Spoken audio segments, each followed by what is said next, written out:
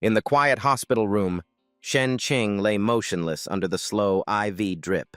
Suddenly, a fragile petal landed. It lightly brushed against his cheek. He jolted awake, springing up as if escaping death. Gasping, he removed the oxygen tube, scanned the room, then looked at his trembling hands. In shock, he muttered in disbelief that he had come back to life. He quickly lifted the blanket, and his face instantly lost color. His legs were wrapped in bandages, showing the aftermath of amputation. Shaking all over, he gritted his teeth, eyes full of hatred and forced calm. A girl in a short uniform skirt with twin pigtails rushed in crying, hugging him joyfully for waking up. She vowed to find and punish the one who caused his accident. She also believed his legs would recover.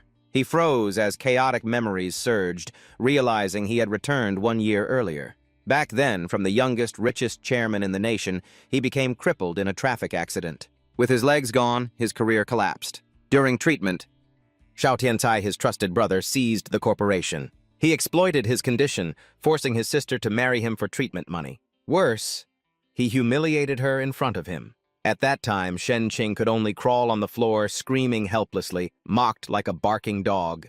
In the end, he could only watch his sister be abused without saving her. Later, the game Divine Atlas Across the Sky launched, with perfect realism, quickly going global. Characters in the game had attributes affecting real life. This should have been his chance to turn things around, but he was already penniless. In the game, he was weak, easily killed by monsters, sinking into constant defeat. Meanwhile, Xiao Tianchai used stolen wealth to dominate both the game and reality, taking everything from him. Despite everything, Shen Qing bought many bombs and hid them throughout the house. He called Xiao Tiancai over, but the man still mocked arrogantly, thinking it was a joke. He sneered, asking if a room full of bombs could really kill him.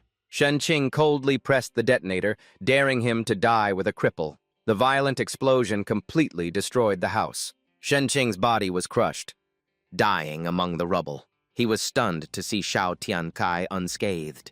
The man approached, mocking that someone so weak could never harm him. Bending down to step on his face, he said he would reveal a secret before he died.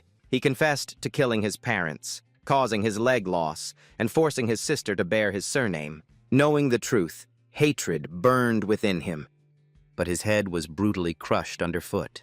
Strangely, he revived in the present, determined to protect his sister and avenge his parents. He gently patted his sister's head, assuring her he was fine and threatening to laugh if she cried again. She wiped her tears, promising not to cry anymore.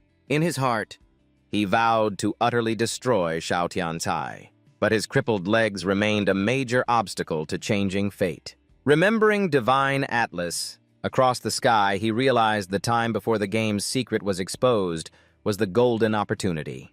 At this moment, with his assets still intact, he knew he must act quickly. His sister thought his pale face was from leg pain and was about to call a doctor. He grabbed her hand, telling her to wait because he needed her help with something urgent. She asked in surprise what it was. He solemnly requested she buy a gaming setup for Divine Atlas Across the Sky. The door burst open, and Xiao Tiancai appeared with fake concern, mocking him for wanting to play games. He asked what would happen to the company if he got addicted to gaming. Shen Qing observed him coldly, thinking he had come to spy. He replied that a cripple could do nothing but play games anyway. Pretending to be concerned, Xiao Tiancai said gaming cabins were scarce, only 100 left, and the price had been driven up to 300 million. Shen Qing firmly stated he still had the right to spend company funds, and whether 300 million or 30 billion, he would buy it. Xiaodong panicked and tried to stop him, while Xiao Tiancai pretended to generously offer to buy it for him. Inwardly, he felt smug, thinking taking over the company would be easier if Shen Qing was distracted by games. He told him to enjoy the game, as he and Xiaodong would handle the company. When he tried to touch Xiaodong, Shen Qing pulled her into his arms, coldly saying she would stay to take care of him. In his heart, he burned with anger, vowing never to let him touch his sister. Xiao Tiancai narrowed his eyes, his smile stiffening, and reluctantly agreed. He turned away, slamming the door and grinding his teeth in the hallway. He cursed the incompetent assassin who had failed to kill Shen Qing. He resolved to use a fuel truck next time to ram him to death, then left. In the room, Shenqing told Xiaodong to transfer all money and stocks into the game. Shocked, she asked if he was sick, but he insisted it was a huge gamble. 3 hours later, Xiao Tiantai spent 500 million to buy him a gaming cabin. He changed clothes and slowly sat inside the cabin, eyes resolute, determined to enter the divine atlas. The screen displayed a startup message and asked him to wait. Seconds later, he entered the virtual world, his legs healthy again, the sensation incredibly real. A character naming panel appeared in front of him. Without hesitation, he entered the name "Not Dead Yet." Immediately, light enveloped his entire body. The system prompted him to choose a profession. He realized everything was exactly the same as in his previous life, with 7 familiar classes before him: warrior, mage, ranger, assassin, priest, knight, summoner. He decided to pick his old class again, ranger. Instantly, his outfit changed to light armor, holding an exquisite bow and sharp arrows. The system confirmed he had successfully chosen ranger, just as in his past memories. The system voice confirmed that everything matched his previous run. Then it announced a special reward, the elf bloodline, increasing favor with the elf race and boosting multiple stats: strength, critical hit, evasion, and movement speed. The system continued with another reward, the inheritance grade skill book, Spot Weakness, allowing double damage on weak points, costing mana, with a 120-second cooldown, usable by all classes. Shenqing nodded, knowing this skill had been mastered in his previous life. The system then reported he was one of the 100 VIPs using a cabin, granting him a special professional chest. A brilliantly glowing chest appeared before him. He froze in shock, as he had never seen this item in his previous life. From his knowledge, this chest contained innate abilities, the game's core element. When he tried to open it, the system demanded 50 million gold coins, 500 million in-game currency. He was stunned by the enormous amount. Taking a deep breath, he told himself that if he didn't invest now, everything would fall into enemy hands. He knew every newbie had a chance to get a random innate ability, and the earlier one entered the game, the higher the chance for a rare type. In his past life, he had an attack attribute with a bleeding effect that helped him win many battles. This time, with a huge sum invested, he wanted not just good, but the very best, and decided to open the chest immediately. A blinding light shot into the sky as the chest opened, making him exclaim in shock. The result was the innate ability Evolve All. He was utterly astonished at the existence of such an ability. This was a rare, top-tier power worth far more than 500 million gold coins. The skill panel showed the passive effect. Plus 100% drop rate for items reduced by 1 tier. 0.5% chance for mid-tier evolution, but reduced drop rate for items lowered by 2 tiers. Evolution could exceed the current max tier. Active effect: 100% of dropped items and skills could be upgraded by 2 tiers, 10% chance to upgrade by 3 tiers, cooldown 24 hours, does not stack with passive, and each item can only evolve once. Shenqing smiled in satisfaction, closing the attribute panel, thinking this was a heaven-defying power. While others still struggled for bronze or silver gear, he could reach silver, gold, or higher. He affirmed to himself that the money spent was worth it, enough to crush all opponents underfoot. His eyes gleamed as he planned to test his skill on a few monsters, but he remembered the skill had a 24-hour cooldown. He decided the first use had to be on the most valuable target, so he unequipped all gear and skills. With preparations complete, he was ready to begin his journey to change fate. The game scene shifted to a crowded, bustling novice village. He frowned, realizing he was not the first player, and that the place was full of wealthy players. A group of youths rushed to kill chickens for experience, dragging other newbies into monster-stealing chaos. Shaking his head in disdain, he found fighting over a few experience points pitiful. He ignored them and headed deeper, aiming to kill the novice boss before others could. The system warned of a dangerous area, but he ignored it, intent on quickly hunting the boss to level up. However, he stopped short when all he had was the novice bow and ragged armor not worth evolving. If he didn't use Evolve All soon, he would lose his advantage over other players, an idea suddenly struck, and he smiled cunningly, preparing to activate the skill. He chose to directly apply evolution to his elf bloodline.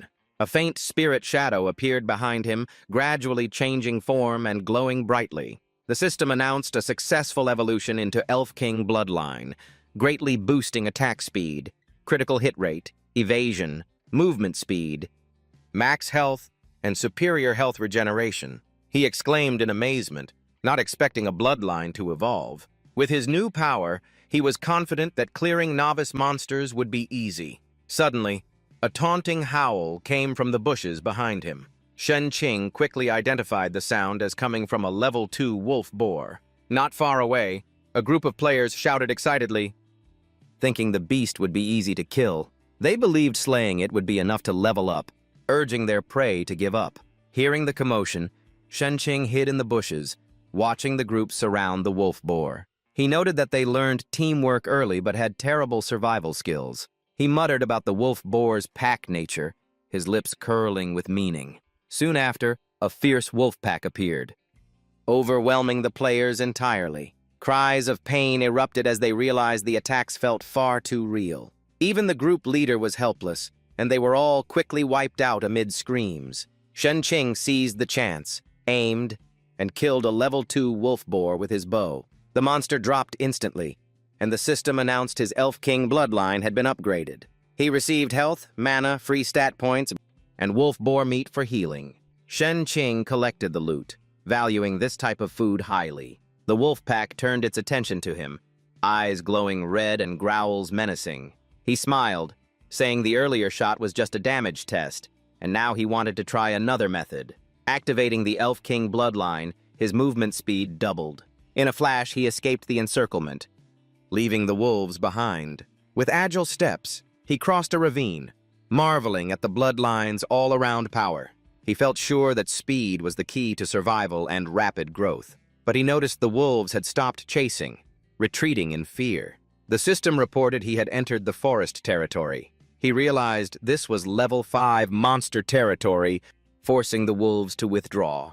While checking system info, a smiling girl invited him to join a forest monster hunt. The group boasted they were among the first to arrive here when the server opened. A fat man interrupted, not wanting a level 2 player to join, claiming it would waste experience. Shen Qing indifferently refused, telling them to fight on their own as he would leave. Another member mocked him, implying he was afraid of brain damage. He replied coldly that forest monster hunting was too time-consuming and preferred to be alone. The fat man kept provoking, warning the area was dangerous and unexplored. Shen Qing shrugged, saying he had never experienced death and thus felt no fear. The fat man threatened him to hand over all gold and equipment. He stressed that death in the game still brought pain and cost half of one's experience. Shen Qing remained calm, mocked them, and bid farewell. The girl tried to keep him out of concern for his safety, but the fat man dismissed her. He left the group, heading deeper into the novice zone. A human skull lay before him, confirming he was in the right place. He declared he would face the largest boss in the novice zone. From the darkness, a pair of massive, coldly glowing eyes appeared. A massive snake slithered out, its imposing body staring him down. Shen Qing activated his skill to detect the enemy's weak point. The system revealed that the level 10 Python King's weak spot was at the back of its neck. He calculated that with his bloodline, his HP far exceeded the boss's. Summoning his bow, he felt confident with no need to hesitate. The snake lunged fiercely, but he only smirked, mocking its speed. He sidestepped and countered with an arrow. The arrow barely pierced, dealing 29 damage because its scales were too tough. He noted his attack power was still weak, but kept his confidence. He trusted his speed advantage to wear the boss down. Shen Qing skillfully dodged attacks, continually aiming at the enemy's neck. Suddenly, the snake used its tail and scales to shield its weak point. He cursed under his breath upon realizing the enemy knew how to defend itself. His eyes lit with resolve, determined to use his Elf King bloodline's speed to outpace the tail's reaction. 2 consecutive arrows were deflected, causing no damage. On the third shot, he timed it perfectly, striking the neck for 58 damage. Shen Qing smirked proudly, affirming his speed was still superior. At that moment, The Python King spewed a thick cloud. He covered his nose, realizing it was poison gas, losing 10 HP per second per system notice. He calculated he'd die in just over 2 minutes if left unchecked. The snake climbed onto a rock, keeping its distance to let the toxin finish him. Shen Qing laughed coldly, admitting he had underestimated the enemy. He raised his bow and fired another third shot. Thanks to his bloodline skill, this shot triggered a critical hit, dealing 176 damage. He advanced with killing intent, declaring the enemy couldn't last. A series of critical strikes landed directly on its weak point. With the boss's HP down to 597, he was confident he could kill it in 2 minutes. The Python King whipped its tail wildly, attacking all over the battlefield. He realized the enemy was trying to suppress him to prevent counterattacks. Shen Qing twisted in mid-air, still locking onto his target and firing back. The arrow hit the snake's soft belly, dealing 200 damage and leaving it with 370 HP. He wondered why the damage was higher, guessing the belly was less protected than the neck. Feeling victory approach, he increased his attack pace. Suddenly, the boss slammed its tail into the rock wall behind him. A cracking sound rang out as fissures began to spread. He briefly doubted himself upon seeing the snake's mocking eyes. The cracks spread toward him, causing the ground to collapse into a deep pit. He realized it was using force to break the terrain and trap him. Thick poison gas flooded in, stacking poison damage to 20 HP per second, threatening his life even with doubled HP. He admitted this was the deadliest boss in the novice zone. Shen Qing pulled out high-grade wolf boar meat, gaining healing and speed boost for 20 seconds. Even without poison resistance, he resolved to use those 20 seconds to decide the battle. He activated maximum speed, clinging to the cliff to climb out of the pit. Leaping up, he raised his bow and shouted a challenge at the enemy. His arrow flew straight into the Python King's eye. The boss snake writhed in pain, collapsed, and tried to flee. He immediately fired again, shattering part of its scales. The snake growled, unleashing its rage. Behind him, the bloodline phantom of the Elf King appeared majestically. Shen Qing shot a fatal arrow through its neck, ending the boss. The system announced the poison was gone, congratulated him for being the first to kill the boss and enter the server honor board, asking if he wanted to hide his ID. He calmly ignored the anonymity option. A special notice declared Chaozi Wangge as the first to kill the boss Python King. Players nearby were stunned, whispering noisily. Some complained, others were shocked that a low-level player soloed the boss. 3 players who had just cleared forest mobs discussed the first boss reward. They assumed it must be extremely valuable gear. The fat man glanced at the girl, expecting praise from her. The server-wide announcement of Chaozi Wange's victory left them frozen. The fat man angrily wondered who it was. The system congratulated Shen Qing with 1.5x experience, instantly raising him to level 7. He noted the reward matched the risk. He unhesitatingly invested all 30 stat points into agility. His current stats were Attack 65, Strength 6, Agility 39, Spirit 5, Defense 8, HP 1860, Mana 50, Crit 80%, Dodge 15%, Attack Speed 1.5, Movement Speed 18, Luck and Will both 0. He was satisfied that for the Wanderer class, agility boosted everything, while his HP rivaled a warrior's. After adjusting stats, he checked his loot. A brilliant golden light suddenly flared before him. The system announced a passive evolution, raising the item's value from 10 silver coins to 10 gold coins. Stunned, then laughing, he realized the sum could make him a rich man among newbies who only earned 1 silver coin. The light in his hand flashed golden again. His heart raced, suspecting a second evolution, eagerly awaiting the result. The coin upgraded into a crystal coin, a rare currency removed from normal loot tables. He lifted the gem in his hand, eyes filled with surprise. He had heard of it but never seen it in his previous life, believing it would be useful later. According to its description, the crystal coin could buy special items from NPCs and greatly boost their favorability. He stored it carefully, then opened his inventory to check the boss drops. First was the Silver Snake one-handed sword, plus 28 attack, plus 7 strength, plus 5 agility, assassin warrior class, Level 8 requirement, with Snake's Kiss poison skill. He regretted not using swords, but thought selling it would bring a good price. The next item made his eyes light up with excitement. The silver-scaled armor. Plus 25 defense, plus 200 HP, plus 10 constitution, level 10 requirement, with scale shield granting a 300 HP shield at battle start. He recalled the normal version only boosted basic stats, lacking this special skill. However, he wondered why a low-level boss dropped a level 10 item. Then he remembered he still had an unopened silver treasure chest. He decided to open it immediately, hoping it wouldn't be junk. In a flash of light, a skill book appeared. 7-star Linked Pearls Arrow. This skill costs 50 mana, fires 7 arrows each, dealing true damage equal to 1% max HP, cooldown 60s, requires level 10. Shen Qing was so excited he cursed, calling it a unique technique for both offense and defense. However, he quickly frowned, realizing he must wait until level 10 to use it. After careful thought, he resolved to reach level 10 quickly for a power boost. Suddenly, a faint cry for help echoed from deep in the cave. Shen Qing frowned slightly and silently approached to observe. A beautiful woman in tight clothing begged for help, explaining she hid here while fleeing a giant snake. System info appeared, and he recognized her as a hidden quest NPC, coldly telling her the snake was dead and she could leave. She coquettishly said her leg was hurt and asked him to carry her. His face flushed involuntarily at her seductive posture. Though embarrassed, he carried her out of the cave. She smiled in thanks, promising to reward him generously next time they met. He grew suspicious, asking why she said next time. He immediately let go, dropping her to the ground.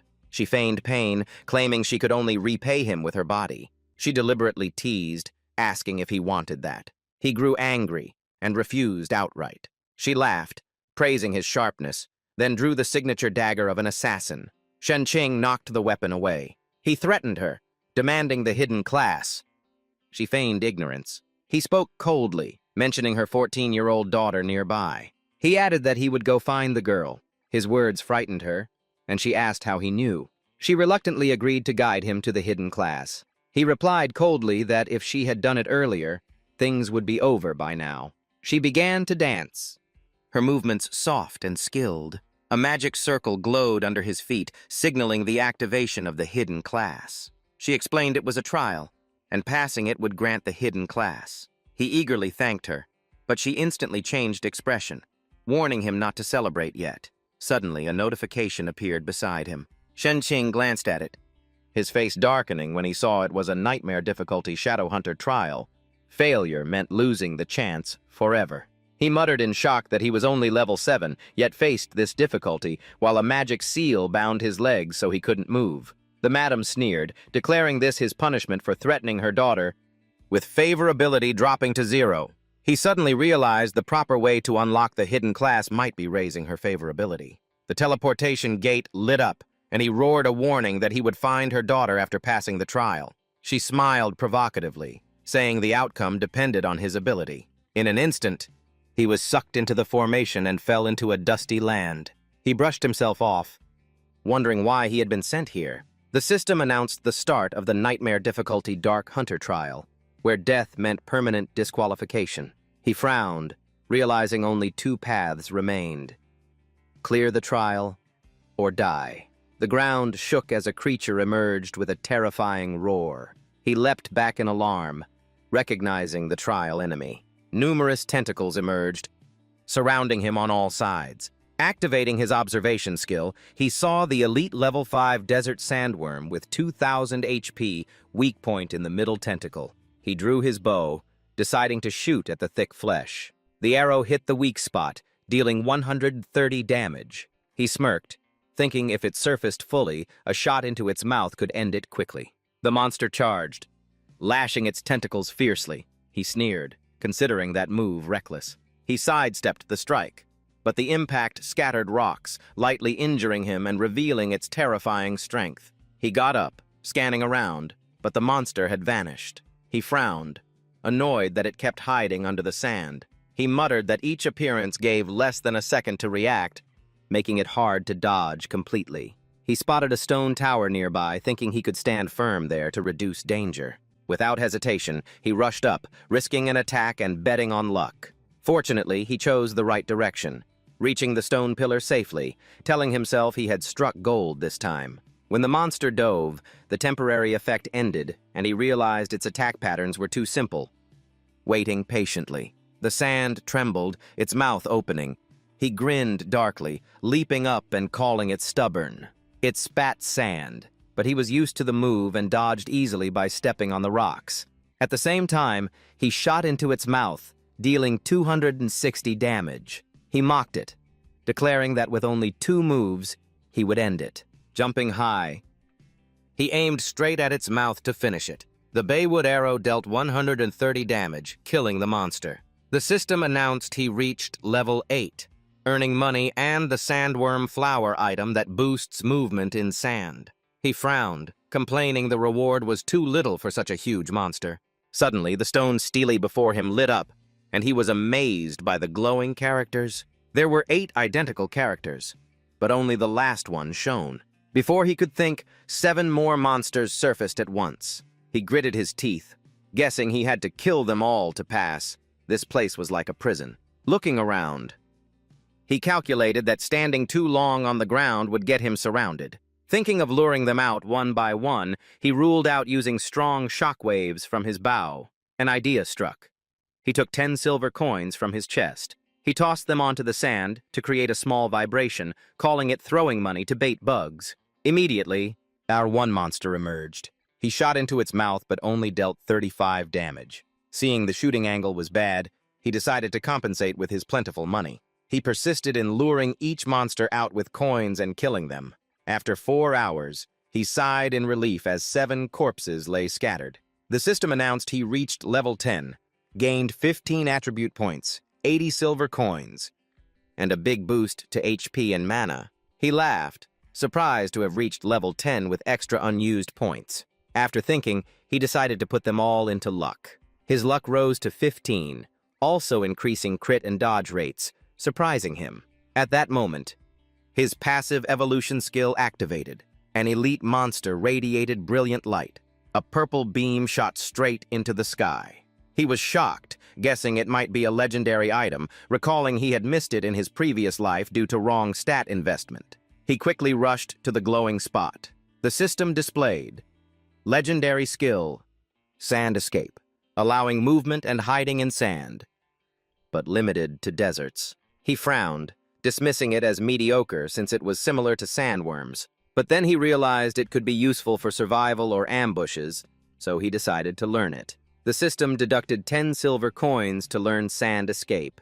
Reaching level 10, he also learned 7-star Linked Pearls arrow from the silver chest, costing 20 silver coins, then equipped the Silver Scale armor, feeling his power soar and confident he was now a server top expert. However, he noticed all the tower's characters were lit, the monsters gone, yet the surroundings remained silent. Suddenly, the ground shook violently like an earthquake. The rock before him transformed into a gate, revealing stairs leading deep down. He smirked, guessing the real reward was below, and decided to check. At that moment, a clear female voice from above called him to eat pork and egg porridge. He looked up at the game cabin, alarmed, telling her not to climb in or she might fall. The system asked if he wanted to quit the game because someone was calling him, but he instantly refused to keep his chance for the hidden class. He shouted for his younger sister to be quiet, but Xiaodong pouted, reminding him he had been playing for 8 hours straight and needed rest. Shenqing snapped irritably, telling her not to disturb him again. Xiaodong left the porridge bowl in frustration, feeling sad and wondering how to make her brother happy again. In the cabin, he sighed, softly apologizing to her, promising to wait until he was stronger. He activated Sand Escape, softly calling for the Phantom Hunter to lead the way. Entering the gate, he was transported to a strange space. The system warned it was an extremely dangerous area, making him suspect the main boss was here. From beneath the sand, enormous legs slowly emerged. He froze upon seeing it was a crab in the middle of the desert. The system displayed Sandland King level 15 gold boss, 6,000 HP, 80 defense, with a sandstorm skill. He gritted his teeth, thinking its HP and defense were absurd. Activating observation revealed no weak point. A giant leg suddenly slammed down.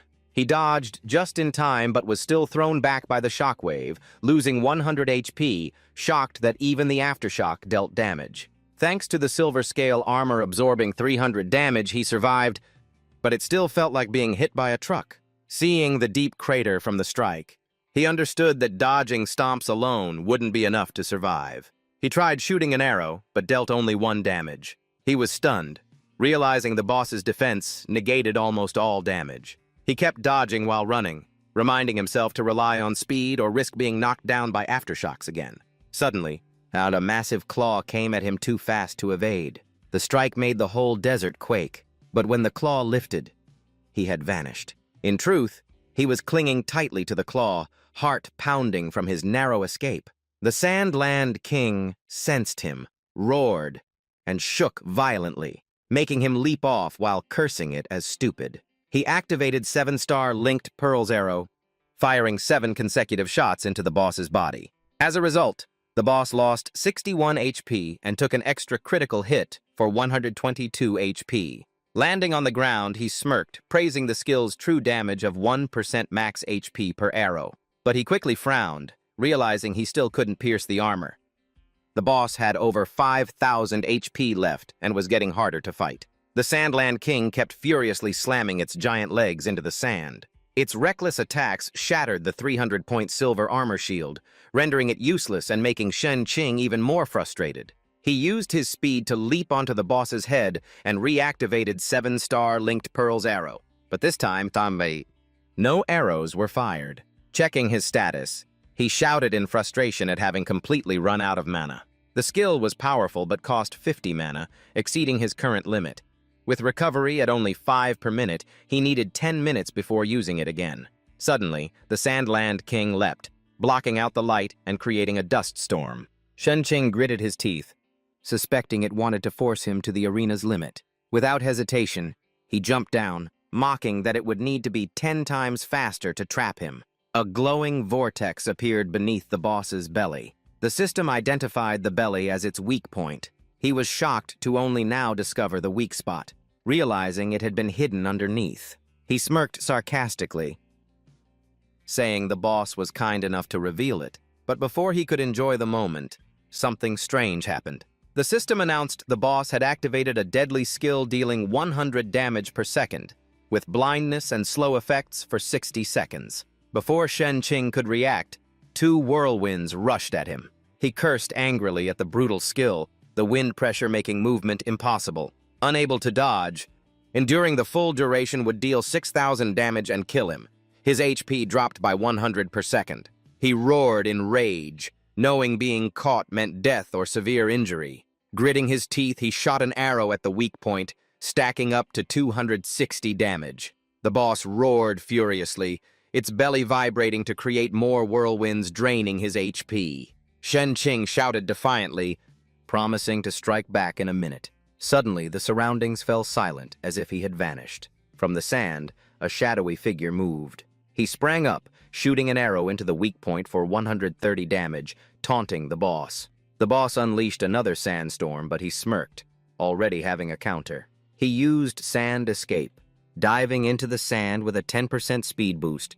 Exceeding expectations, in an instant he shifted positions, kept firing, and avoided damage, regaining the upper hand. Shen Qing's repeated strikes on the weak point forced the Sandland King to dive under the sand to shield itself. But from a higher position, he used Sand Escape to move skillfully without consuming mana or cooldown.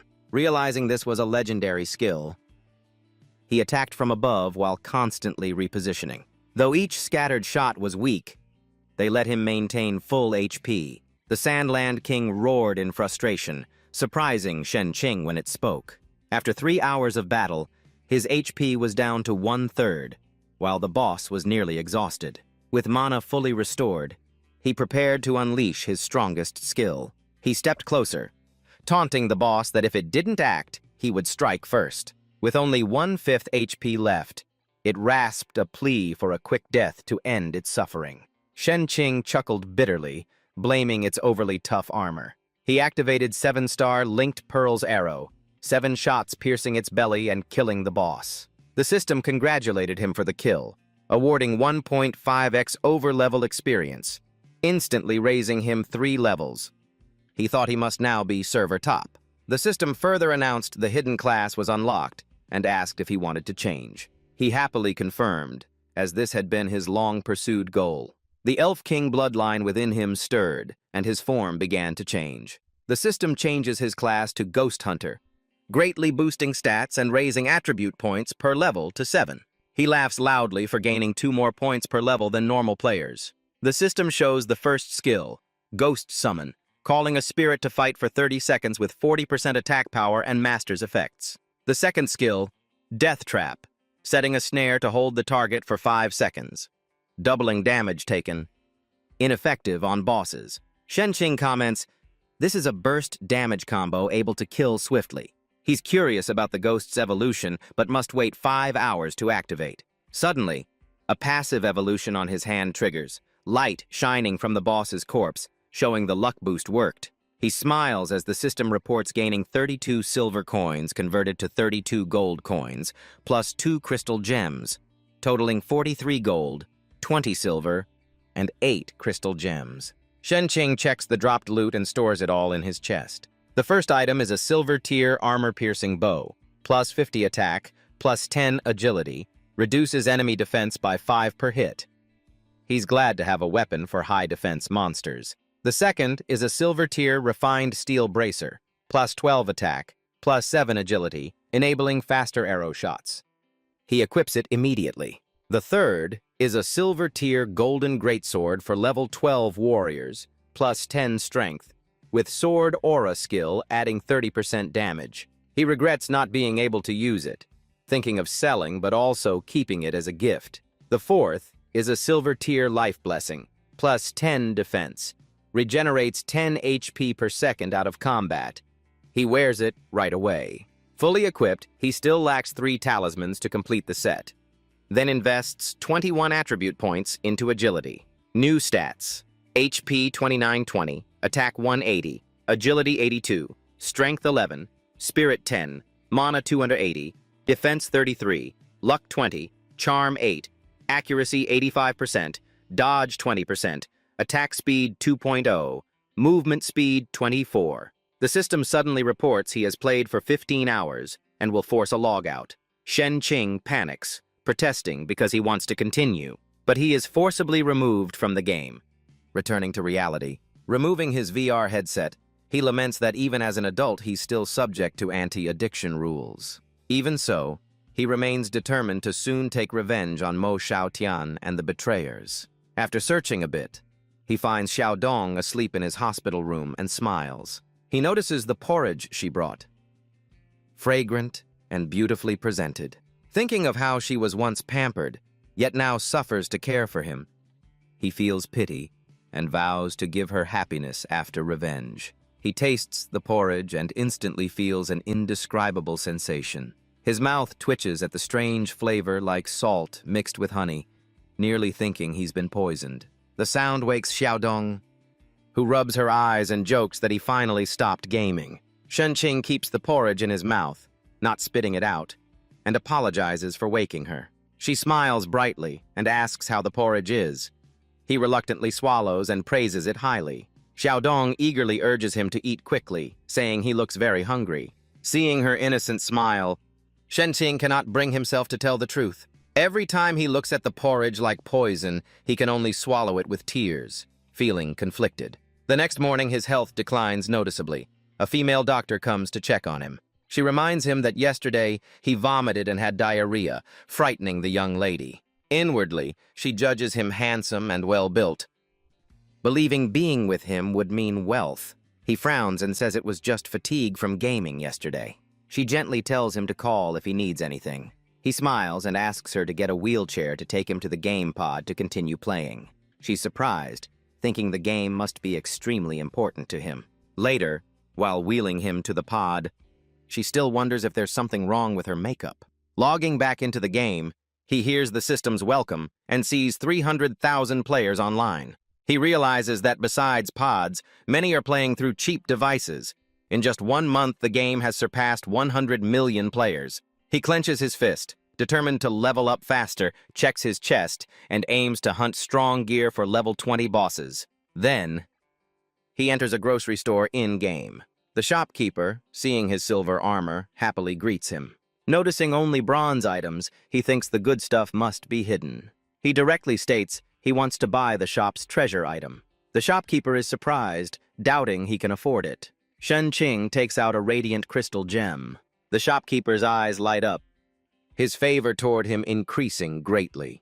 He opens a secret door leading to another display area. He says this section hasn't officially opened but will let him choose first. After looking around, he dismisses most items as trash, shocking the shopkeeper. Suddenly, he notices a golden mask of gold tier. He points to it, and the shopkeeper praises his sharp eye, revealing the original price is 200,000, but lowered to 150,000 because of the gem. The system asks if he wants to trade for 200,000 gold coins. Shen Qing immediately agrees and transfers the money. The shopkeeper, seeing full payment of 200,000, stammers in disbelief. He says no discount is needed, only asking to be informed first when good items arrive. The shopkeeper agrees because of the huge sum. He immediately wears the golden white tiger mask, believing it worth the price for its uniqueness. He disables display mode so the mask looks like a thin face covering with toggleable visibility. The system shows the mask grants plus 115 speed, plus 15 strength, and a skill to stun and slow a wide area of lower-level players. He's pleased with this high-tier gold. Nearby players begin discussing the strange mask. Some suspect cheating, since no shop sells gold tier yet. A big man approaches, pats his shoulder, and tells him to wait. He coldly asks why. The man smirks, saying he wants to borrow his gear to try. He disables mask display, revealing his normal face, and asks why he should lend it. The man sneers, accusing him of cheating and advising him to hand over the gear to avoid a ban. He laughs, realizing the man is trying to rob him. A crowd gathers after hearing claims he's a cheater. The man's gang joins in, admitting they're robbing him. One agitates the crowd, calling for punishment of this cheater. The leader threatens that if he doesn't hand over the gear, they'll keep killing him at respawn. He sneers, thinking that fools and petty men exist everywhere. Checking that they're only level 4 or 5, he feels bored by the nuisance. He points at 3 of them, daring them to attack together. An archer jumps forward, threatening to shoot his head for being arrogant. He activates the tiger skill from the mask, releasing an oppressive aura that shakes the area. The 3 instantly collapse, as if their insides were crushed, coughing blood. He coldly declares that any attack will be met with retaliation, then introduces his ID Choi Tu Van Ka and invites them to come find him. The crowd murmurs upon hearing the name Choi Tu Van Ka, the leaderboard's top player. The rankings show: first Choi Tu Van Ka, level 13 Ghost Hunter; second Shang Tianba Shui, level 8 Warrior; third Diyu Huobao Hua, level 8 Mage. Everyone is shocked to realize the number 1 genius is right before them. The archer pales, cursing under his breath upon learning he's the best player. Shen Qing ignores it and walks into a small house in the forest. Before hunting monsters, he wants to settle another matter. From above, he spots a little girl and confirms he has found her. He calls out loudly, asking if she knows the lady. The girl, annoyed, retorts at being called Little Miss and says he's not much older. Shen Qing silently notes her lack of manners. He directly asks if she's the lady's daughter, Lin Ni, startling her into questioning him. Shen Qing slyly claims her mother promised to marry her to him next year. She blushes, flustered, unable to respond. Then she bursts into tears and runs to her mother for help, nearly making him laugh. Hearing her, the lady appears, worriedly asking her daughter what happened. Lin Ni tearfully asks if her mother really plans to marry her off. The lady is still confused when Shen Qing approaches, greeting her and shocking her for having passed the difficult trial. He affirms he promised to find her daughter as soon as he finished, and always keeps his word. The lady sternly warns that if he does anything improper, she will move away. Shen Qing feigns surprise at her saying she'd relocate. He inwardly laughs at having scared her, then gently asks for a mid-tier dungeon map. The lady refuses, saying she doesn't have that map. Shen Qing puts on pressure, intending to show his strength to make her admit it. Frightened, and the lady pulls her daughter back as if bracing for a strike. But he just smiles and takes out a sparkling gem. He says it's a thank you gift for opening the hidden class trial for him. The system reports the mother and daughter's favorability increased by 50 points. The lady's eyes light up at the gem, surprised he's really giving it to her. Lin Ni quickly snatches it, happily praising its beauty and thanking him. The lady pulls her back, telling her to return it, but the girl clings tightly. Lin Ni looks at Shen Qing expectantly, asking if the marriage next year is real and if the gem is a token of engagement. Shen Qing thinks she's too naive, then smiles and confirms it on the condition her mother gives him a high-tier dungeon map. The lady refuses, saying the rules only allow getting a mid-tier map after 20 days of server opening, but reveals the village chief has the authority. Lin Ni eagerly boasts she knows where the village chief lives and wants to guide him there. Scene shifts to a small house where the female village chief is lying under the sun relaxing. She mutters about enjoying it, believing lying long increases blessings and dismissing health concerns. Suddenly, Shen Qing appears and approaches. Lin Ni innocently jumps on the chief, making her cough violently, then asks who's looking for her. Shen Qing sits nearby, saying he needs a mid-tier map to leave the village. Lin Ni immediately points him out as the seeker. The chief advises him not to rush and to return at level 20. Shen Qing coldly places a crystal gem on the table. The chief looks at the gem, smiles, and claims she is upright and fair, but she quickly slips the gem into her private pocket. Lin Ni frowns, retrieves the gem, and returns it to Shen Qing, urging the chief to keep her word about fairness. Shen Qing thinks the girl isn't as bad as rumors say, then firmly demands the map. The chief refuses, saying he's still weak and a mid-tier dungeon is too dangerous for level 13. Shen Qing asks what if he proves his strength. The chief is surprised but agrees to give him a task. She says if he completes it, she will give the map. Shen Qing accepts immediately. She explains the village is attacked by wolves every year, with none able to wipe them out. The cause is the White Wolf King leading the pack, which must be killed and its head brought back. The system issues a side quest to slay the White Wolf King, rewarding a mid-tier map, title, silver pants, and money. Shen Qing agrees to take the quest. He gets up, telling her to have the map ready when he returns. Lin Ni excitedly asks to join, saying she will be protected. Shen Qing frowns, telling her to return to her mother and not cause trouble. Lin Ni stubbornly insists on going to protect the village and kill the White Wolf. Unable to persuade her, Shen Qing asks the chief to intervene, but Lin Ni still shouts to follow. The system suddenly adds a condition to keep Lin Ni safe during the quest. Shen Qing panics, muttering a curse. Lin Ni takes the chance to climb onto his shoulders, holding tight, reminding him about marriage. Shen Qing is surprised and tells her not to climb like a monkey. She cries, saying she doesn't want him risking himself alone. He reluctantly agrees to take her, making her cheer. In the dark forest, Shen Qing follows the quest location, while Lin Ni shivers at the eerie scene. A distant scream rings out. Shen Qing realizes someone is there and plans to ask for directions. They meet a group of level 5 to 7 players fighting monsters. He asks the way to the wolf den.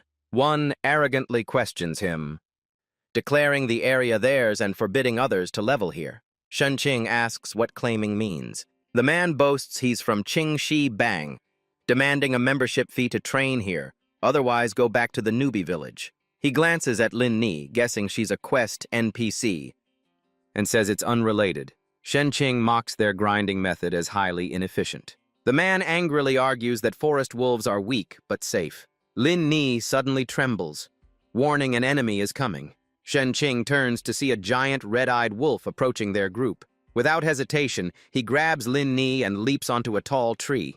The group below jeers, thinking he's fleeing. Shen Qing thinks they're fools for not sensing the killing intent, while Lin Ni sweats in fear. The group of players turns to see the wolf open its mouth to attack. A female member is swallowed instantly. Only her legs drop to the ground, shocking everyone.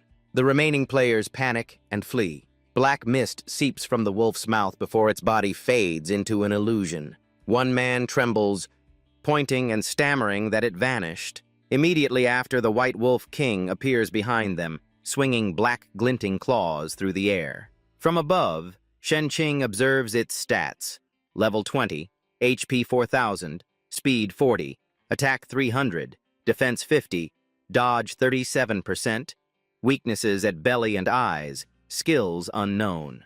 He senses something unusual. Suspecting speed 40 alone can't explain its sudden disappearance, and decides to test further. Lin Ni grabs his hand, worriedly stopping him. She says the wolf saw him but still attacked others, so they should follow it instead. Shenqing plans to carry her down, but Lin Ni warns that drawing aggro now means certain death, and they must prepare. He agrees, thinking high favorability NPC advice is usually accurate. Lin Ni then produces a sheet of paper. She proudly says, "It's an auto-navigation map." Shenqing is shocked, scolding her for not giving it earlier. Lin Ni teases that he didn't let her come along at first. Just then, the system announces active evolution is available. Shenqing is thrilled to find a way to get stronger. Lin Ni marvels at his glowing arm. He says it's a good thing, and prepares to use active evolution on his spirit bloodline. But the system reports he can't evolve further as it's at max. Shenqing awkwardly says he was just testing, not breaking rules. He decides to evolve the skill Phantom Fierce Hand to check it. He summons a ghostly clone identical to himself. Lin Ni is amazed and praises it, while Shenqing is pleased and wants to test its power. He orders the clone to use 7-star chain arrow. The copy instantly gathers 7 glowing arrows like him. Shenqing quickly tells it to stop, no need to fire for real. He laughs, admiring that the hidden class lets clones use base skills. An idea strikes. What if the clone can also evolve skills? He orders the clone to use active evolution. The ghost shines brilliantly all over. The system reports the clone has evolved to Tier 2, number increased to 2, attack inheritance at 60%, duration 60 seconds. Shenqing is excited, not expecting clones to evolve too. Lin Ni stares wide-eyed, asking if he's hacking. He denies it, joking that hacks aren't as strong as him. She asks his win rate now. Shenqing confidently says it's at 20%. Lin Ni nods, wanting to raise it more. Shenqing immediately evolves 7-star chain arrow. The system reports the skill has become 7-star blazing arrow. Fires 7 flaming arrows dealing damage plus 1% max HP, adds burn for 50 damage per second for 7 seconds, cooldown reduced to 40 seconds, mana cost reduced to 30. Shenqing scratches his head, lamenting that he thought it would become 8-star blazing arrow. Lin Ni happily says it's already strong, raising win rate to 34%. The system suddenly announces the ghost has completed evolution, surprising Shenqing at the speed. He immediately summons the ghost and orders it to use active evolution. But the system reported it was on cooldown, so it couldn't execute. He guessed the Phantom shared attributes and cooldown with the main body, so if he used a skill, they would also have to wait, deciding to upgrade both next time. Shenqing told Lin Ni to come along to find a way to raise the win rate. When she asked where, he said to just follow him. At a stream, one of his arrows took down a predatory beast. He stood on a tree cheering upon receiving premium crocodile meat with HP, mana recovery, and stat boosts. Lin Ni clapped in praise. Shenqing was still unsatisfied and summoned 2 phantom clones. He reassured Lin Ni they would soon have enough food. An hour later, Lin Ni was full and her favorability increased by 30 points. Shenqing was proud of the evolved fish dish. He checked the inventory, seeing 41 premium carp meat and 117 premium crocodile meat with similar effects. He was pleased with the Phantom's high efficiency, confident he could handle the White Wolf King, and asked for the win rate. Lin Ni estimated around 40%. Hearing that, Shenqing decided to set out to kill the White Wolf King. Lin Ni ran after him, telling him to wait. Neither of them noticed a team secretly tailing them. According to Lin Ni's map, they stopped before a cave. He thanked her for leading the way. He summoned 2 phantoms and activated the Death Entrapment skill. Each phantom lasted 60 seconds, and the trap had a 30-second cooldown, allowing 4 traps per round, looping continuously into a dense network. Quickly, he set dozens of traps sealing the White Wolf King's exit. Lin Ni was astonished at the scale, but saw the win rate still hadn't increased. Shen Qing believed the White Wolf King's high speed would be countered. Then ate premium crocodile meat to restore mana and boost stats. Lin Ni still felt uneasy since the win rate hadn't reached 50%. He gestured for her to stay put. He told her to hide behind a tree, with traps protecting her and to never come out. She agreed upon seeing the hidden traps. Shen Qing shouted into the cave, calling the White Wolf King out. Inside the cave, red eyes flashed, and the beast immediately charged out with killing intent. Shen Qing gave a cold smile, sure the enemy would step into the trap. But the White Wolf King sensed danger and retreated deeper inside. He was surprised when it turned back, staying highly alert. He loudly mocked and called the Wolf King a coward. Lin Ni whispered, wanting to see if he had the skill to deserve her hand. Suddenly, someone covered Lin Ni's mouth from behind. The system reported the death trap had triggered, surprising Shen Qing. But clearly the White Wolf King hadn't entered the trap. He turned to scold Lin Ni, but instead saw a group restraining Lin Ni, the girl struggling and shouting to be released. Shen Qing stepped forward, ordering them to let her go. Lin Ni shouted she was underage, threatening to call her husband to deal with the kidnappers. The leader laughed and asked her real age. Shen Qing worried she would point directly at him. As expected, Lin Ni called him her husband and pleaded for help, making him panic. The leader mocked him for not even sparing children. He asked if Shen Qing knew whose territory this was. Shen Qing replied clearly that it was the Qingshi gang. The man grew angry that he dared to level up here. He said his people had been attacked here before and suspected him. Shen Qing denied it, telling him to ask again when they revived. The man doubted he was strong enough to kill many people and questioned his reason for being here. He calmly said he was just wandering around. The man asserted there was a hidden boss here, and all benefits belonged to them. Shen Qing inwardly cursed, wondering where this gang came from. He proposed exchanging Lin Ni for the boss in the cave, planning to use them against the White Wolf King first. One of them laughed and asked if he knew who he was bargaining with.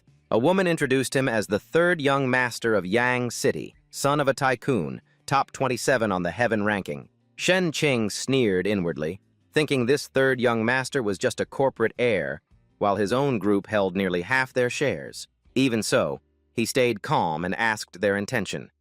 The other side ordered him to hand over all assets as punishment for breaking the rules. Shen Qing's eyes turned cold, unwilling to cause trouble but now pushed to his limit, ready to fight. Suddenly, a ferocious roar of the White Wolf King echoed from the cave. The group became excited, confirming the cave indeed had a boss, angering Shen Qing. The third young master shouted to lead Qingshi gang to dominance, and they all charged in. The subordinates recklessly rushed into the cave without thinking. One of them threw Lin Ni toward Shen Qing, saying they'd deal with him later. He caught the girl, secretly mocking their stupidity. They had made no preparations or scouting beforehand. They carelessly stepped on Shen Qing's death traps. The system reported activation, and he only gave a cold smile. The traps immediately bound the entire Qingshi gang, making them curse in fear. The White Wolf King emerged, its massive body radiating heavy killing intent. The third young master stammered, asking what it was. Someone checked the info and reported in panic it was a level 20 boss.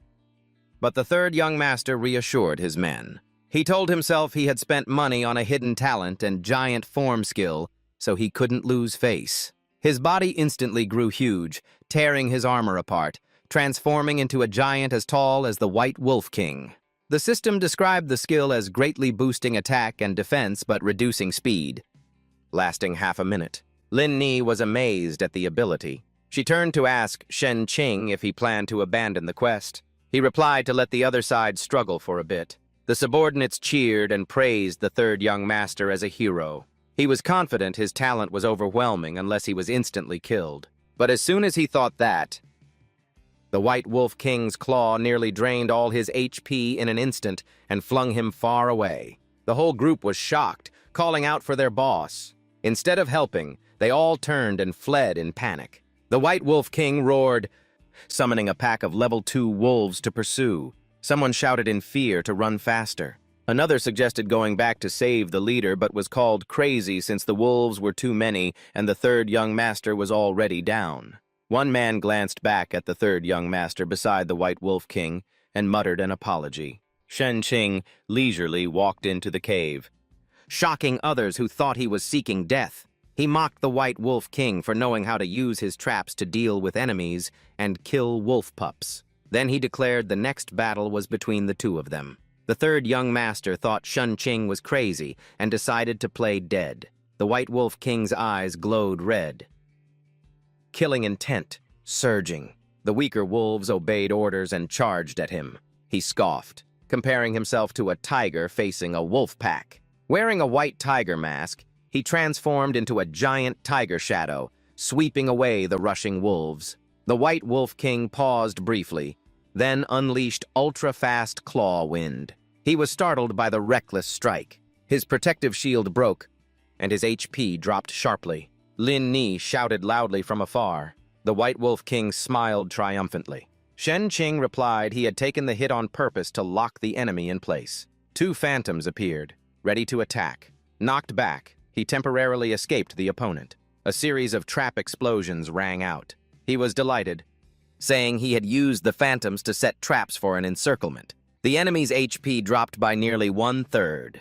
He ate premium crocodile meat to heal, challenging to see who would tire first. The beast vanished at terrifying speed. He guessed it was using stealth skill. In a flash, it ambushed from behind, taking 400 HP. He remembered this was the same move it had used on the others. While still airborne, he saw it vanish again.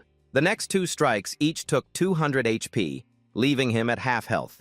He grew angry, accusing it of relentless attacks not giving him time to recover. It circled around again for another surprise attack. But just as it swung its claw, it was trapped in place. He laughed, saying stealth only worked in melee, while traps always waited underfoot. He drew the 7-star bow, declaring it was his turn. A blazing arrow dealt 196 damage, leaving the enemy with just over 2,300 HP. The White Wolf King broke the trap and unleashed a claw wind, dealing 800 damage. He said he knew the trap wouldn't hold, so he deliberately took the hit to keep it in place. Snapping his fingers, two phantoms appeared from above and simultaneously set traps. The traps exploded, binding the boss, and all three fired blazing 7-star arrows together. He unleashed a barrage of 21 fire arrows, the fiery glow engulfing everything. Lin Ni asked if they would go hunt wolves next. He pointed toward the boss's pack. Suddenly, and a loud explosion sounded, forming a mushroom cloud. Lin Ni widened her eyes, thinking it was an in-game nuclear bomb. She jumped for joy, believing Shen Qing had won. He ate crocodile meat, regretting that only 9 arrows hit. If all had landed, the boss would have been killed instantly. Lin Ni urged him to finish it quickly, but he said there was something else to do first. The third young master still played dead, suspecting everyone else had been wiped out. An arrow landed right beside him, sending chills down his spine. Lin Ni cheered upon seeing he was alive, asking if the boss was dead. Shen Qing replied it had only a sliver of HP left. The third young master knelt, begging for mercy and admitting fault. He said he could spare him and even share XP if he agreed to help with something. He asked what it was, but Shen Qing said he couldn't reveal it yet. Shen Qing drew his bow in threat, forcing a choice. The third young master secretly planned to use the time to secure his position and level up. He asked if refusing meant being killed immediately. He nodded stressing he only trusted those with greed. The third young master forced a smile, promising full support if he was helped to keep his leader position. Shen Qing smiled faintly, drawing his bow and making him turn pale. A blazing arrow finished off the dying boss. The system announced he leveled up from 13 to 15 and gained a title. The third young master also reached level 9. The third young master thanked him, saying he would remember the favor. He took all the loot and coldly refused the title of boss. He warned that if the man used his name for evil, he would face dire consequences. The third young master bowed, swearing loyalty to Shen Qing. He called Lin Ni over, saying it was time to leave. He told him he would call when needed, and the third young master quickly nodded in agreement. The third young master vowed to repay Shen Qing's kindness. On the way back, Lin Ni cheerfully praised him as both skilled and handsome, agreeing to marriage and calling him husband. He nearly choked, snapping that she was a child NPC, and calling him that would make others think he was a pedophile. Lin Ni got angry, lunging to bite him, insisting she wasn't a child. She claimed to be a maiden, making him shake his head and curse the one who designed her. He sighed and accepted it, then moved on to check the loot. The inventory showed White Wolf pants of silver grade level 15, boosting evasion and agility, with doubled speed at full HP. He immediately put them on, wondering if the speed could let him fly. He picked up refined steel wolf claw, a silver grade assassin weapon, boosting critical damage and teleport ambush. He dismissed it as useless for himself. He obtained White Wolf hide, a rare item that could summon 2 phantom wolf cubs to detect hidden targets. He spent money to learn the skill immediately. In addition, he collected 3 crystal coins, 42 gold coins, and 17 silver coins. Elsewhere, Madame Ko impatiently waited for the two, yawning. She scolded the village chief for letting Lin Ni go with a low-level player, insisting he would surely die fighting the White Wolf King. Just then, Shen Qing returned with Lin Ni. The girl ran to hug her mother, boasting she was safely protected by him.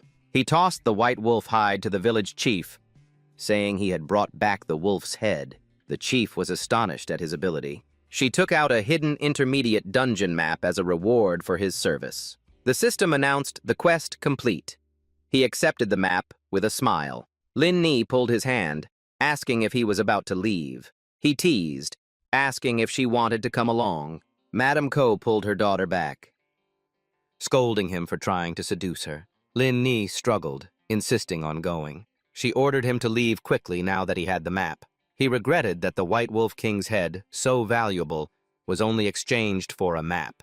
The village chief snorted coldly, suspecting he wanted to take advantage. He laughed, saying he only wanted a reward worthy of the effort. He activated the title and received a skill from the chief after her reluctant approval. It was a high-level attack skill, requiring charge-up, with wide range and strong penetration. Shen Qing grew curious and fired a double arrow into the water. The immense power made him marvel in praise. He paid to learn the skill, testing long-range shots through terrain, while the chief proudly explained. Shen Qing bid farewell to the children, telling them to grow up fast. Leaving the novice village, he sped over the water toward stronger areas. Madame Ko shouted angrily after him for abandoning them. In a flash, he had left the starting zone. When opening the new quest, the ground suddenly shook violently. Before him appeared a magnificent city named Roy. He realized this was a place full of treasures. Recalling his previous life, where a poor start made him miss precious opportunities, he vowed to do it differently this time.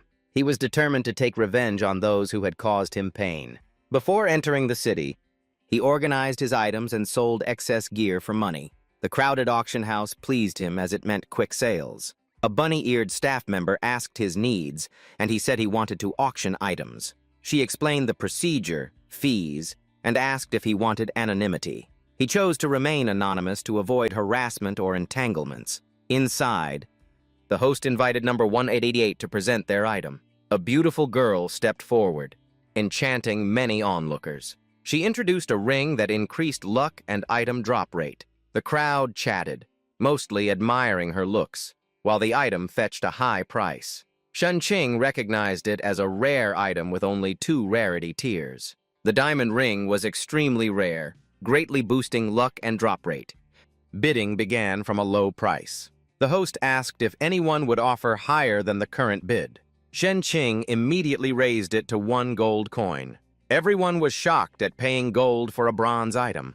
Someone else instantly bid 10 gold coins. The crowd was stunned by the sudden price jump. They thought it was madness to buy a common-grade accessory. Shen Qing guessed his rival also knew its true value.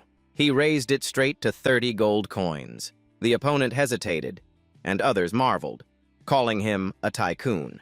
The man angrily shouted 50 gold coins, sparking more chatter. He provoked, challenging Shen Qing's wallet. Shen Qing countered with 100 gold coins and a cold stare. The hall froze, then erupted at the bid. Someone exclaimed, and the host asked one last time for higher offers. After 2 calls, the opponent gave up. The item was sold at 100 gold coins. The system announced he obtained the ring with 8 hours to evolve it, urging immediate use. The rival angrily vowed to remember him. Shen Qing dismissed him as all talk. A soft hand touched his face. The bunny-eared staff flirtatiously declared he belonged to her tonight. He asked in confusion what she meant. She winked, hinting he had bid to buy her, not the item. He was flustered, unaware of such a rule. She whispered that the virtual experience here was better than reality. He realized the rival had bid because of this special activity. He praised her looks and invited her along. She replied with a smile and asked how he wanted the experience. Suddenly, a strong presence from behind startled her, making her ask who had arrived. A cloaked man smiled and invited him to see precious goods. Shen Qing agreed to take a look. The man assumed he was a rich fool to exploit for overpriced sales. He showed off an array of rare gear and materials to entice him. Shen Qing scoffed, saying those items were too mediocre to flaunt. The cloaked man tried to sell a silver bow at a high price, but was rejected for poor quality. He was stunned at being so bluntly dismissed. He threatened that Shen Qing must either buy and apologize or be beaten. Shen Qing coldly asked back, showing readiness to fight. He pointed to the guards, warning the man not to cling after being refused. He cautioned that secret dealings here would be punished. He turned pale, cursed angrily, and left. Shen Qing thought that without the prohibition law, he would have dealt with him immediately. He turned to the bunny-eared girl to confirm she would obey him. She blushed and agreed. He told her to stay and guard the auction, sell 3 silver weapons for gold, and gather all refining crystal shards. She was surprised to be given this task, and he confirmed it. He believed her charm would win every auction. She thought she was a top expert, yet was given such a small job. She irritably questioned him, and he reassured her with extra pay, making her immediately ask where to meet again. He replied he would find her himself. Watching him leave, she secretly admired his wealthy and confident aura. Shen Qing planned to gather refining crystal shards before the new map opened because of their future value. He told himself the next step was upgrading equipment. At the forge, he saw a blacksmith looking troubled. The man lamented losing his hammer, like starving without food. He picked up a hammer from the floor and asked if it was needed. The blacksmith happily confirmed. The man thanked him and offered to upgrade one piece of equipment for free. He realized this was a hidden quest he knew from his past life. He agreed, gave the 7-star bow to upgrade to max, and noted he could buy cheap materials here. After 20 minutes, the blacksmith returned saying it was done.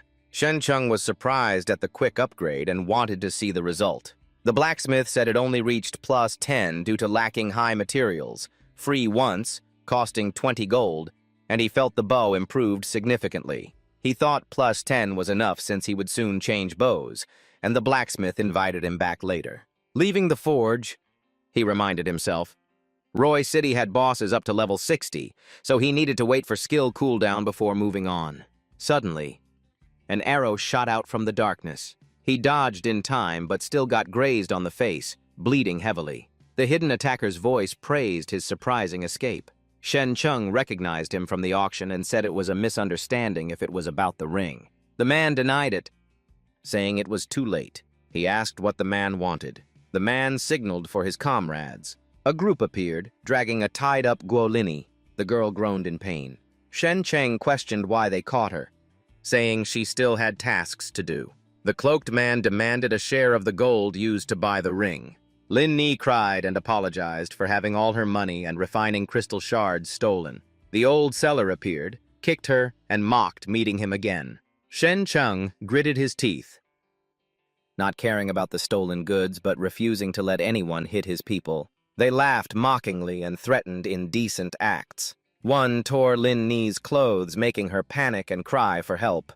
Shen Qing's eyes flared with murderous intent. He raised his bow, used strongest strike, and cursed the scum. One charged to block but was pierced through by the arrow. The system reported an instant kill, and he logged out immediately. The remaining 2 froze, one shouting to kill him. Shen Qing snapped his fingers, summoning 2 wolf phantoms, and shot blazing arrows that instantly took down both. From the shadows, someone stepped out praising him, saying he wouldn't fight. He said the ones who died were just pawns, introduced himself as Shu Bu Sha, rank 5 on the heaven list, and that he had already gathered Shen Cheng's information. Shen Cheng coldly asked his intentions. Shibusha guessed he was Zhao Ziwanga, top of the heaven list. He confirmed his identity. Shen Cheng tossed a pouch with 400 gold and 70 refining crystal shards, telling him to take it like someone sensible. Shibusha unexpectedly proposed forming an alliance to create a guild, promising power and pleasure. Shen Cheng refused, making Shibusha ask in surprise about his goal. He coldly replied that his only goal was revenge. Shibusha's face darkened. He stepped back, saying he would wait for him to change his mind. As he was about to leave, Shen Cheng shouted for him to stop. He shot a blazing arrow that struck his clothes. Shibusha fell, shocked, asking who attacked from behind. He realized a wolf phantom was still blocking his path. He tried to negotiate, warning that killing him would give a red name status. The wolf phantom stayed still, blocking the way. Shen Cheng mockingly asked if he knew what kind of person he hated most. He nervously asked, "What kind?" He roared that it was those who betrayed their teammates. Shibusha panicked and tried to speak further. A violent explosion sounded along with his miserable scream.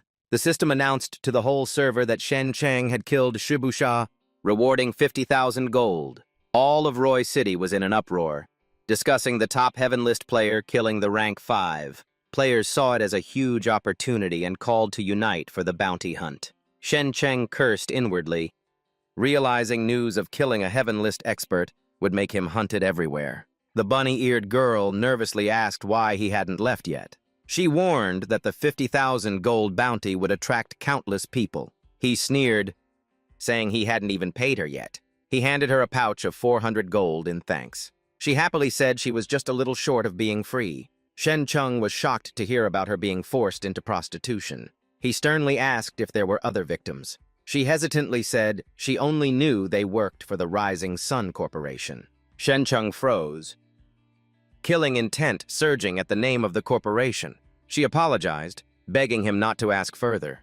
He sighed and agreed not to force her. She suddenly kissed his cheek and thanked him for understanding. She promised to repay him, called him a hero, then left. Shen Cheng thought she was originally kind, but forced to do bad things, suspecting the culprit in the corporation was an old enemy or their subordinate. Suddenly, a fireball shot toward him from afar. He blocked it bare-handed, eyes cold, ready to face the incoming hunters. A group charged from a distance with a deadly aura as if seeking death. Yang Cheng San Shao suddenly raised his hand, calling out to his elder brother. At that moment, Shen Cheng closed in with ice-cold eyes. He questioned if they planned to use the chance to take him down, making San Shao panic and beg for mercy. He explained his group only wanted to help. San Shao told his subordinates to quickly greet the big boss. They all bowed respectfully in unison. Shen Cheng mockingly asked what rank they planned to give him. San Shao immediately ordered absolute protection, killing anyone who came close. Shen Cheng sarcastically asked how they dared, and what if it was a top expert? He gave a wry smile, saying they would report the enemy's information and acknowledge Shen Cheng as the real expert. Shen Qing thought it was unexpected that he valued loyalty, forming a gang despite lacking strong abilities. He nodded at the goodwill but insisted on retreating to handle matters himself. Tam Shao refused, saying he knew a safe hiding place. Shen Qing declined and wanted to take the chance to issue a challenge. His aura erupted, startling and impressing the subordinates. From afar, someone watched, mumbling to confirm his identity. He was surprised about the 50,000 gold bounty. A burly man suddenly appeared, pinned him down, and instantly knocked him out. The man reported that this side was cleared. The nearby lackeys were almost entirely wiped out. Through the eyes of the phantom wolf Xiaolan, Shen Qing saw another group slaughtering. He noted that the remaining ones were quite formidable. He asked Tam Shao if he was sure about not leaving, predicting his comrades were all dead. Tam Shao was shocked, calling for his men but receiving no reply. He burst into tears, apologizing in grief. Panicking, he asked what to do next, but Shen Qing only told him to blow the blood flute again. The phantom wolf pack charged out, and Tam Shao panicked, preparing to attack. Shen Qing stopped him, saying they were subordinates gathering information. He stroked the wolves as if commanding an army. Tam Shao admired the pack's reconnaissance ability. Shen Qing received intel from one wolf and softly said he understood. He reported only 2 wanted targets remained out of 76, shocking Tam Shao. He doubted it, believing his subordinates couldn't have killed so many. Shen Qing coldly said it was his own phantom wolf pack that did the killing. In nearby areas, phantom wolf clones kept killing pursuers, making it seem like he appeared everywhere. Tam Shao emotionally admitted the big brother was too strong, regretting his men didn't survive. Shen Qing patted his shoulder, advising to keep loyalty but avoid wallowing, and to train to not become a burden. A girl approached, mocking that finding the wanted man was troublesome because he had so many guards. Through the phantom wolf's eyes, Shen Qing identified the foes. Rank 23 on the Heaven list, Level 8, Wanderer King of Cruelty, and Rank 8, Level 10, Summoner Haki. He mocked and pushed Tam Shao into the fight, telling him it was time to shine. Tam Shao panicked. Shen Qing said killing the two would raise his rank and test his worth. Tam Shao swallowed hard and agreed to take the task.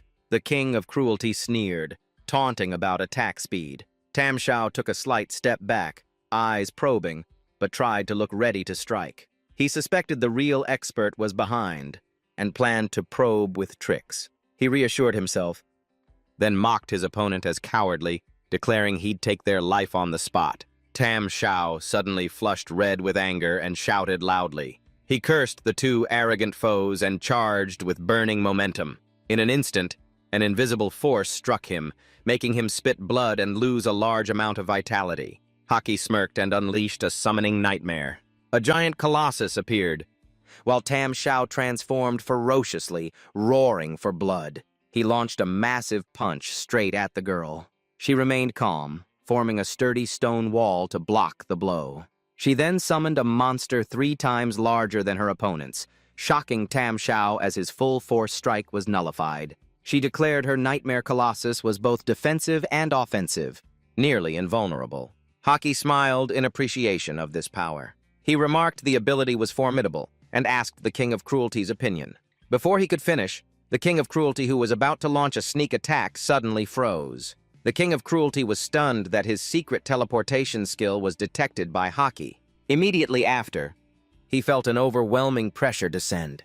2 of Haki's clones dropped from above, crushing him flat. Haki approached and coldly ordered him to stay still. He said he would deal with him after the battle.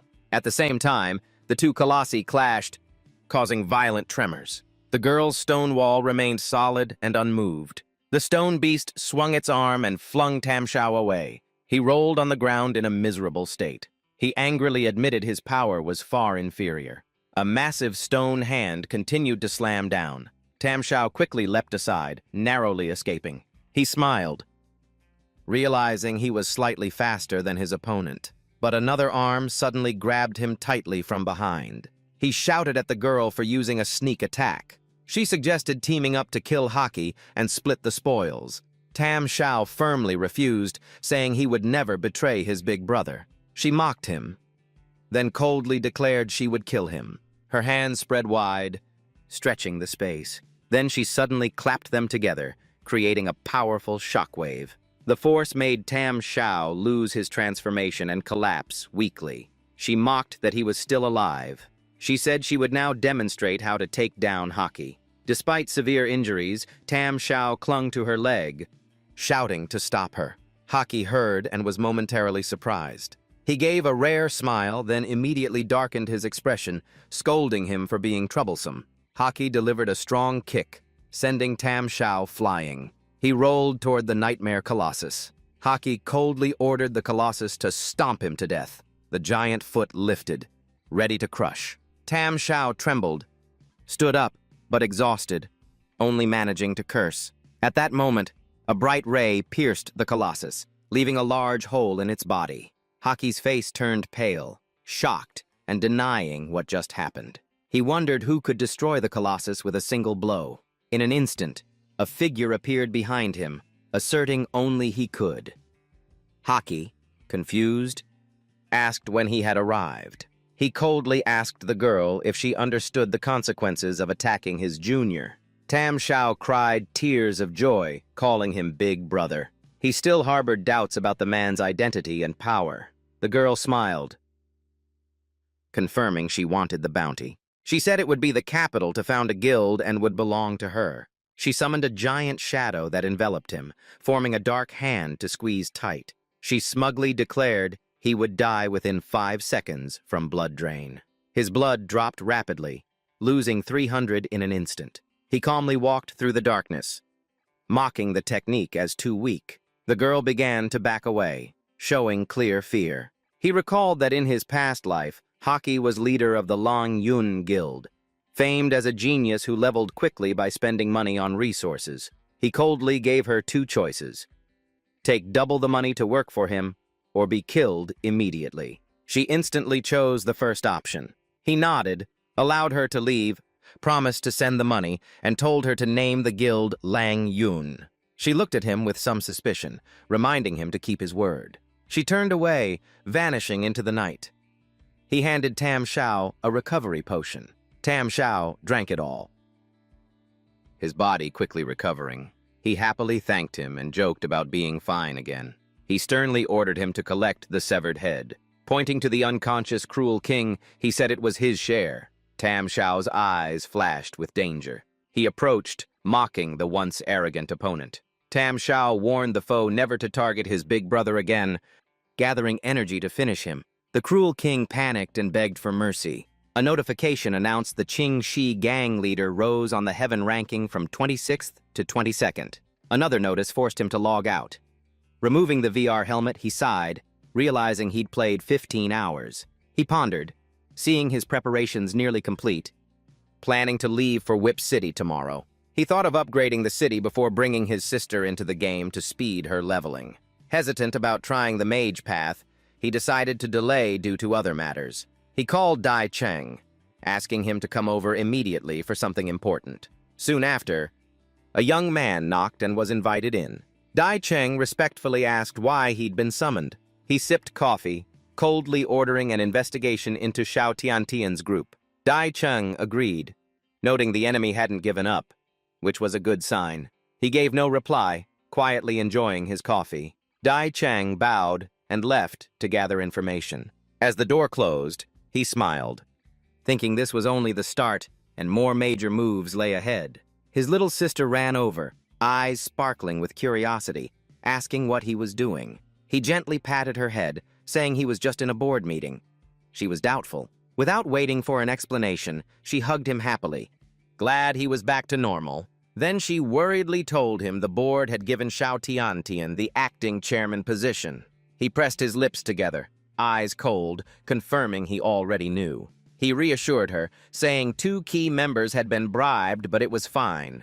This time he came only to confirm he was alive and still held supreme authority. Scene shifts to the company meeting room. The atmosphere heavy. Shao Tiantian chaired the meeting, asking who supported the new project. The 2 figures, Teshu and Anba, immediately raised their hands in favor.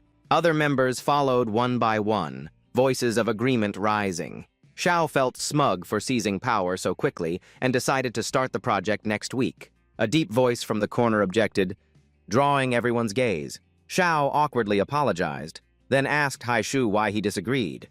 Haishu sternly argued the project harmed the company's reputation, could be illegal, and violated past strategy. Shao sneered, saying the old plan was outdated and he only cared about large profits. He coldly forced Haishu to choose between agreeing or leaving. Haishu grew angry, stepping forward to challenge Shao to repeat himself. Anba intervened to calm them, but spoke with a hint of mockery. He suggested keeping decorum and voting, passing the project 7-1. A voice of opposition came from the doorway, stunning the whole room. Everyone turned to look at the newcomer. Shao was shocked, trembling as he recognized President Shen's arrival. President Shen coldly entered, questioning his own authority. Shao forced a flattering smile, mentioning everyone wanted him back. And Ba chimed in, praising President Shen's health but implying he needn't approve minor matters. President Shen calmly declared he would use his veto to halt the project. Shu tried to object but was stopped by Anba, the two exchanging subtle looks. Shao reluctantly agreed to delay, suppressing his anger. President Shen thought it wasn't time to destroy him yet, then suggested Shao find another plan. He scanned the room, deciding he could only trust Shu and temporarily retreat. As he left, Anba quietly called out to Shao. He responded with a murderous glare. Shao cursed in anger at President Shen ruining his plan. He lowered his voice, vowing to act ruthlessly to achieve his goal. Anba coldly pointed out it was very hard to harm President Shen now due to tight security. Shao's eyes turned venomous, declaring he would find a chance to kill him. But for now, must silence the fat man. Scene shifts to Shu sitting in his car, deep in thought on a deserted road. Rain suddenly fell, and a mysterious car pulled alongside. From that car, a gun barrel aimed straight at his head. Suddenly, a gunshot rang out. The bullet killed the gunman, thanks to Shu's driver reacting instantly. His accomplice tried to shoot back but was distracted by a sudden car horn. A massive truck charged forward as if to crush everything. Chung Long, Shu's driver, calmly told him to hold on tight. He accelerated, turning the car to face the enemy. The truck driver snorted coldly, showing disdain. He raised his gun at Chung Long. Chung Long immediately fired back, killing him. The truck lost control, exploded, and veered off course. Shu exhaled in relief, furious as he confirmed Shao had sent assassins. He thanked Chung Long, but Chung said the thanks should go to President Shen. Shu's eyes burned with hatred, vowing revenge on Shao. Chung Long reported to him that Shu was safe. He replied with a smile, preparing his next move. He put on the VR headset to enter the game. Scene shifts to Whip City, the atmosphere tense. A notice appeared. Whip City had only one player left. Danger level high. He grumbled at the system to stop notifying, his eyes fixed on the massive city wall with the main gate shut tight. He considered taking the detour through the wilderness to Wall City's side gate, but it was dangerous and could miss the main quest, or choose the main quest, defending against nightly Akma army attacks. If he helped the general defend and counterattack successfully, he'd be invited to be Whip City's guardian. Then he would get a secret map to the demon lair, many rewards, and a special golden armor set. He decided to first obtain the demon equipment before leveling up. A new notice confirmed the conditions to become a city guardian.